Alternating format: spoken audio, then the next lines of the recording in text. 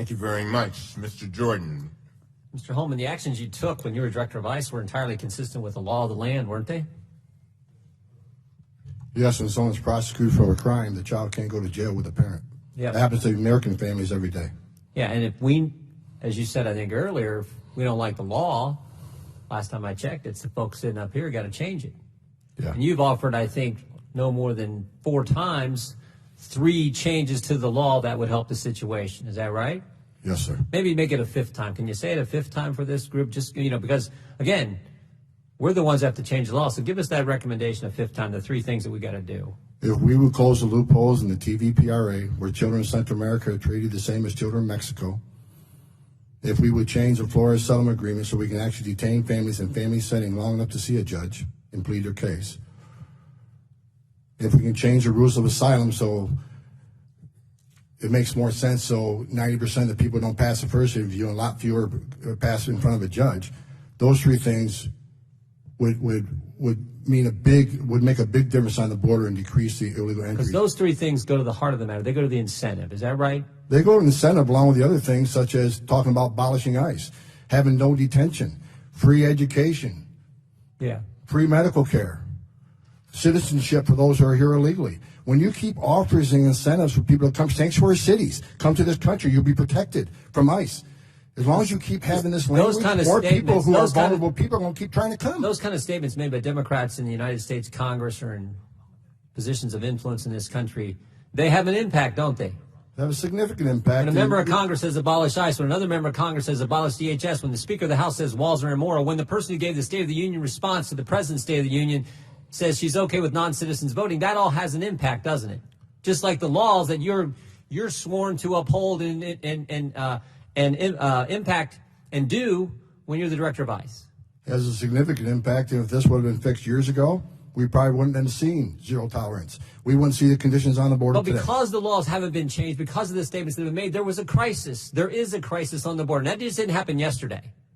Right? You think about this. There was a crisis. The administration asks for help. Democrats say it's contrived, it's manufactured, it's fake, it's not real. Then when the real crisis gets actually worse, the Democrats blame the administration for the very crisis they helped create by the things they said and the fact it won't change the law. But somehow it's your problem. Somehow it's the president's problem. And we have Ms. Costello, who went down there, her team went down there and looked this all over as the Inspector General.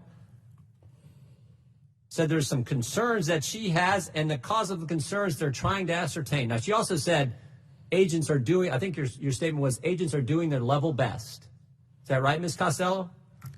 That's the experience of our inspectors. So the Inspector General goes down there with your team, and you conclude the agents, the people that Mr. Homan used to represent, are doing their darn best they can do, but they're overwhelmed.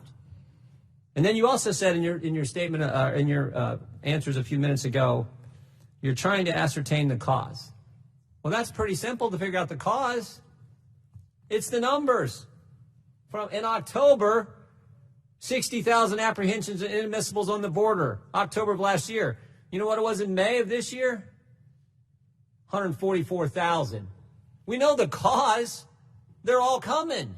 And they're coming because things the other side's saying, and the fact we won't change 3 fundamental things in the law. And it also might help, Mr. Homan, it also might help, because these are the ones these are apprehensions, these people presenting themselves at ports of entry. It also might help if we build a border security wall, right? Instead of having the Speaker of the House say they're immoral, even though there's one in her state, it might actually help if we built the border security wall that the American people voted this president in office to do. It might actually help if we did that. Would you agree, Mr. Homan? Absolutely. Every place they built a border barrier, every single place they built a border barrier, illegal immigration decreased. Yeah, it would help with some of the tragic things that we have heard about, tragic situation that we've heard about the last couple of days, this entire week in this committee, that no one wants to see happen.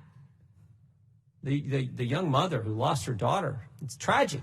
No one wants those, but if we did the things you're talking about, we could help avoid some of those kind of incidents from happening in the future. Is that right, Mr. Homan? Yeah, if I can respond and to you're that. You're the guy who has lived it, breathed it, felt it, managed it. You know more than, you have more expertise in this area than anyone in this room. Is that right?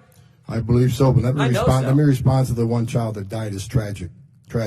Sure is. But you know, as long as we're showing a lot of pictures, if I can have just 30 seconds. Here's a picture. Her name is Serenity. She was 9 months old, 9 months, raped and murdered by an illegal alien because of open borders policy. Here's Irana. She was 5 years old, raped repeatedly and murdered by an illegal alien.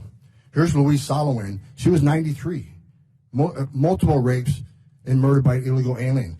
Here's a 16-year-old. Here's a law enforcement officer. I got hundreds of these in my desk drawer. So I've seen tears for people today, and I understand that. It's tragic when anybody dies. But let's not forget the angel moms and dads who I've all met and got to know. Their children have died, and they're separated forever. It's not a matter of location. They're dead. And a secure border would help prevent some of this. Sanctuary cities does not help this. Sanctuary cities this will increase because of the push of sanctuary cities. Come to our country, we'll protect you. You can even commit a crime, be in our county jail. We're not going to ice into the jail. So he'll go out, recidivism rates, anybody can look them up. 50% reoffend the first year, up to 75 recidivate within 5 years. They're in the country illegally in violation of federal law. They're locked up in a county jail. Let us have access to them and do our job.